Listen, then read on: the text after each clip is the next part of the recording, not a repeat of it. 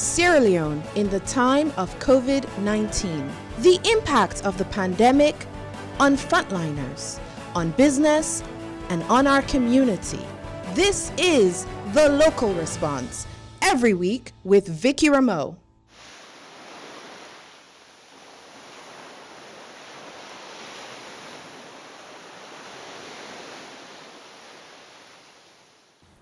I am at Seacoast Boat Company in Aberdeen in Freetown, Sierra Leone, where I'll be talking to Mr. Olusegun Jaji, who is the founder and CEO of Seacoast Express that's been in operations in Sierra Leone for several years. As Sierra Leone deals with the COVID-19 pandemic, I'm here to find out how a travel and logistics company is coping as everything is in lockdown. Jaji, how are you doing? I'm doing okay, Kiki. So first of all, take me to 12 months ago. Where were you 12 months ago? What was going on at Seacoast? Well, 12 months ago happened to have been, we did a 10-year anniversary. Okay. About, say, 14 months ago, really. Okay. And at the anniversary, I highlighted a few things we've done and what we would like to do for the next few years. One of which is, the coastal travels, having fast ferries to go, cross-country and to other countries. And you can see the big boat we have now to start that service. We said we're going to bring 3 boats. 2 of them will be to raise the standard of boats going from here to Lungi. And then the big boat will be going to Guinea in about 2.5 hours. It gets you to Conakry. And the boat is here now, but unfortunately, this is rolled along. And if you looked around, you would have seen construction going on. We have our Guinea terminal almost ready with a lot more shops. We have the parking lot and other proposed developments. We just acquired the first hotel, the Sierra Lighthouse Hotel. It's now Sierra Bay Hotel.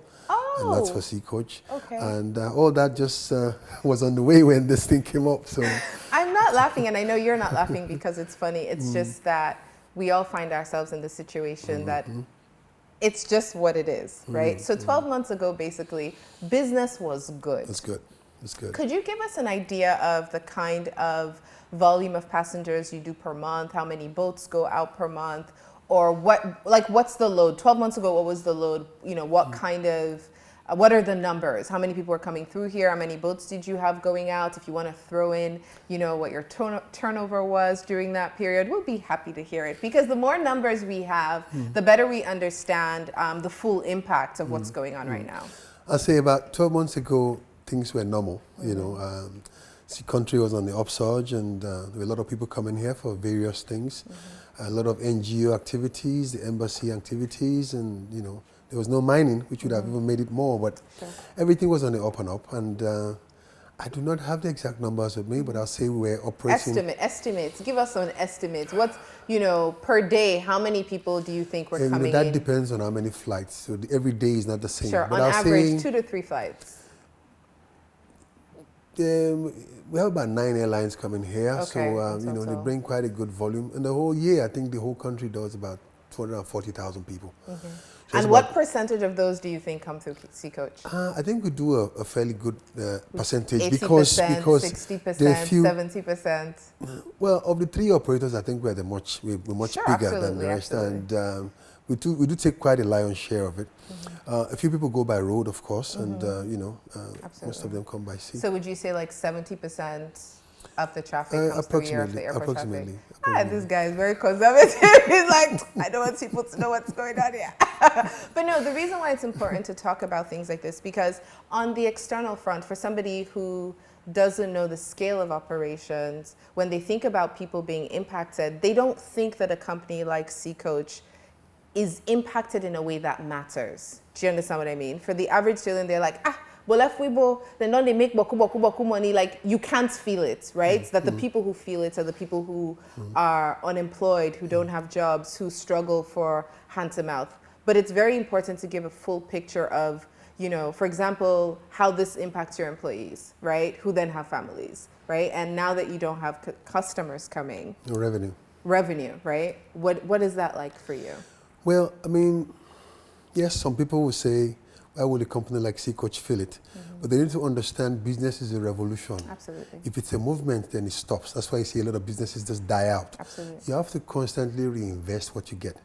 What you see now is years of constant reinvestment. That is why we're expanding, and we're hoping to even go beyond the shores of Sierra Leone. For us to do this, we have to invest. We have to show, we have to put our own foot where our mouth is, basically, by doing things that people will find us credible enough to take us to the next level. And this whole thing came at a time when we're in the midst of a big leap. Expansion. So, puts us at a lot of, risk. So, we have to manage it very carefully. We don't have any revenue now, but we have a lot of staff. Right. And a lot of this staff, no matter how you look at it, it comes down to bread and butter for them. And we have to find a way to make sure we can, pay them something while they are even at home. How many members of staff do you have on a regular We have operations? I'd say about 213. Wow. And, a lot of them we have that are not, even, main operations. Yeah, like contract staff, bag handlers, all of these people. Yes, so, and a lot of them are home now for many reasons, because there's no work to do. And secondly, having them come here poses more health risk for us. Of course. So we have them at home, but we have to pay them something. A lot of people say this thing is going to be here for like 3 months, 4 months. But I like to take the worst case scenario. Absolutely. Just in case it stays longer than that. I want this company to still be here. Absolutely. So I have to figure out, what I'm going to pay people based on the reserves we have, and make sure we can stretch it for as long as we can. Like they say, give a horse a little cup of water, it stays alive.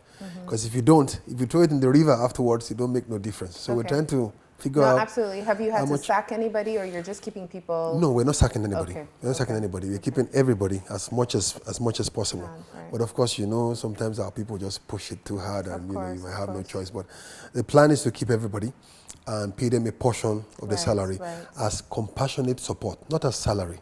Sure.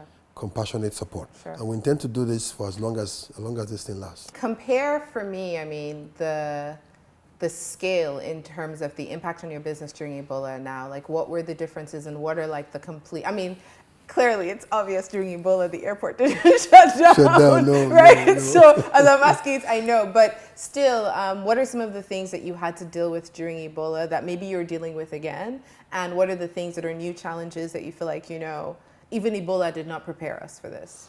Oh, definitely. It goes without saying. When Ebola was here, the airport was open. In fact, we actually did a little bit more business. As far as NGOs and all the kind of support that was coming in and going out. So that was there. But, and of course, the disease itself, it was the level of, the contagion was much less. Less a different type, the nature of the disease and the spread was different. We knew who the enemy was in terms of, if somebody had it, you knew what to stay away from. While here we're fighting an invisible enemy. Yes, basically dealing with, goes by air, by every way you can figure out. So anywhere, anything, anytime, just stay away. It's a lot more difficult than Ebola. And of course, with this one, there's no more traffic. There's no planes coming in, which means our main business is at a standstill right now, except we get evacuation charters or like we'll be having one shortly. But apart from that, there's really nothing. We're trying to promote fishing, which is something I love to do almost on a daily basis now. And I think it's a lot of fun. We have the big boat that can take a lot of people, but it's not something you can easily push at a time like this when everybody is just trying to stay safe, and that's understandable. So basically, as a leader of the company, is trying to figure out a way where we can manage our resources to get our projects to a safe place to stop, and also to have enough to take care of our staff, considering this might last for a long time. So 6 boats to 43 boats. Yeah, so 6 boats. We started December 23rd, 2008. We started Pelican. Unfortunately, disputes between the people that started it, and the boats were going down. It wasn't something I had done before. And the boats were going down, and things were getting really bad. My accounts were frozen and things like that. And eventually, things just failed. By May of 2009, the company was barely surviving. June, it just collapsed. At the time, I couldn't go back to the US because I had, given my word to borrow money and all of that. So there was a boat I bought from Laka. And there's a little clip, I'll send it to you so you can see. I bought the boat from Laka, and on it was written, "This boat is not for sale." I bought the boat anyway. I towed it to Lungi, and I was working on the boat every day because there was just I couldn't go back to the US at the time. We fixed up the boat, and then I started Sea Coach with that one boat in July of 2009. And I remember on that boat, I used to go back and forth on it every single day. Because people were not used to boats around there. Remember, there was no other company. No, there wasn't. And there was fear as well. There was a lot of fear. So I was always on the boat to at least, once I noticed any talkative passenger, I go sit down next to the person just to calm them down and diffuse the thing. And we started with that with about 20 guys. These guys that were smoking weed, most of them, they're still here, by the way. Amazing. Yeah, and we started with them, and it just went on like that. Okay. And we kept on reinvesting. So, do you have, I know one of the key things for people dealing with this crisis, especially for businesses that have external financing or loans, et cetera, you still have to service your loans, even if there's a pandemic, there's a crisis in stock. Like, how are you funded? Like, are you now completely, self-funded? Do you have any, equity investors? Or you have, is anybody else's money here that is now, calling you, Jaji? Don't forget, just because there's corona, we still have our deals.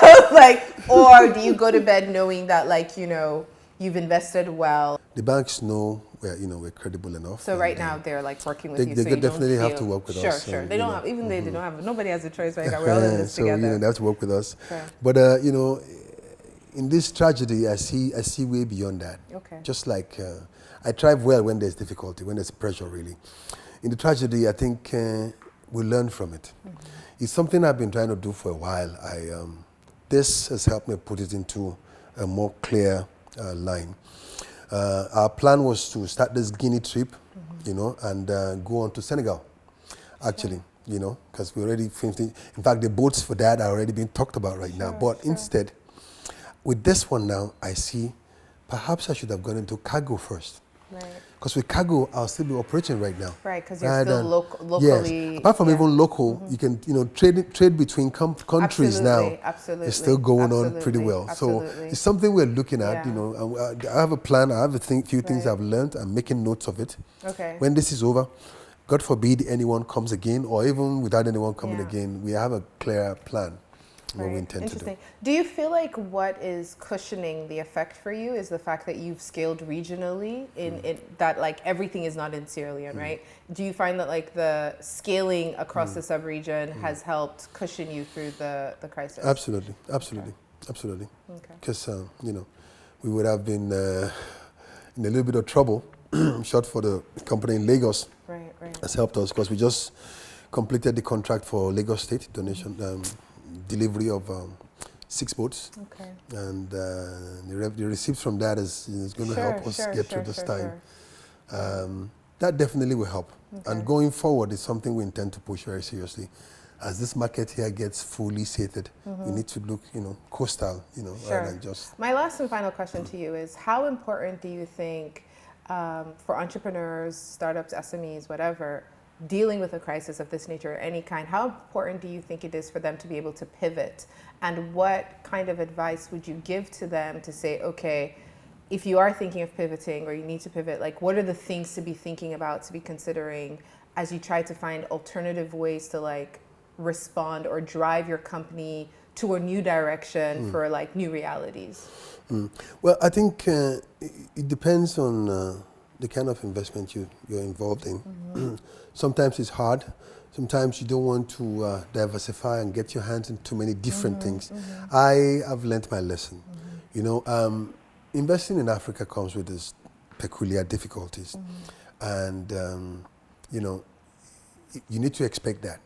You don't make excuses for these things. If you make excuses, things go bad, things go well, you just have to be ready for it and roll with the punches, like they say. Right. And that's what's gotten Sea Coach to this point here. We've gone through, you name it. But, those things make me not sleep at night. And when I don't sleep at night, I think. And when I think, I come up with solutions to different difficult situations. And that's what's gotten us this far. Entrepreneurs that want to invest in Africa will know that this is not a perfect environment, but it's a lot of risk. With a lot of risk comes a lot of return, and you have to manage your returns so that it can last a long time. Sure. Thank you so much. Thank you. That was Mr. Olusegun Jaji, the founder and CEO of Sea Coach Boat Company here in Freetown. I think one of the key things that we've learned is that he's used the challenges and struggles that he's had with his own business over the years to basically ride out crises, not just the Ebola crisis, but the corona pandemic as well. So the advice and the take home for startups, entrepreneurs, SMEs, is you deal with this current crisis, which may be here for 6 months, a year, we don't know. Stay agile and, put your thinking cap on, because you might see that there are ways for you to respond.